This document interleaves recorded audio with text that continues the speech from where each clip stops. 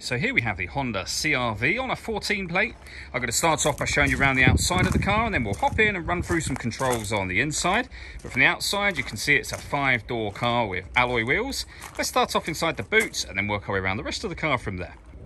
As we approach the back of the car, you can see we have the tow bar, reversing sensors, and plenty of boot space as well, along with that 60/40 split folding rear seat should you wish to increase this space even further.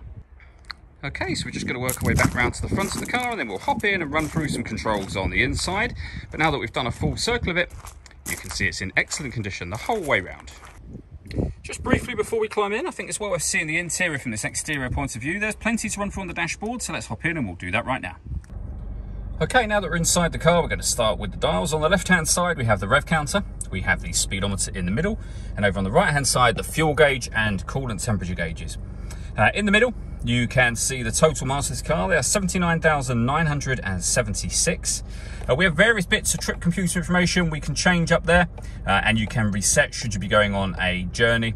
Just to the left-hand side of the speedometer, you'll see it'll show you what gear this car is in. It's an automatic, so we are in park at the moment, of course. If we back out to the steering wheel, the buttons I was using on the screen are just here. Above that, we have cruise control and speed limiter. Over on the left-hand side, we then have phone and stereo controls as well. So this button here, for example, will change the information up on this screen just here. And you can change through the various different ways in which you can listen to music. All of what I'm doing now is being done from the steering wheel, but you do have the touch screen directly below it. And as you can see, we have the satellite navigation, nice, clear, color display, very, very easy system to use. You can do the same things I was doing on the steering wheel a moment ago, in terms of the way in which you can access information from on here. So you can listen to your music, AM, FM radio, CD player, auxiliary input, Bluetooth audio, and USB input as well. Also up on this screen, you can get your full color reversing camera just there. It gives you guidelines to show you what direction the vehicle is headed in relation to the image being shown on the screen as well. So very easy to park this car. Below the stereo, we have the dual zone climate control. So you can adjust the passenger temperature, the driver temperature. You can increase or decrease the fan speed to determine what direction you'd like the air to be distributed in. And when you're happy with those settings, that's your air conditioning off or back on again.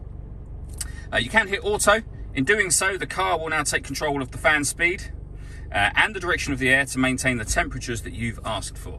Any manual adjustment will override that straight away. We then have the gear lever for the fully automatic gearbox. All that leaves me to say is thank you for taking the time to watch this video. If you'd like to come and see the car in person and have a test drive, please feel free to give us a call here at Surrey Specialist Cars. We'd love to hear from you soon.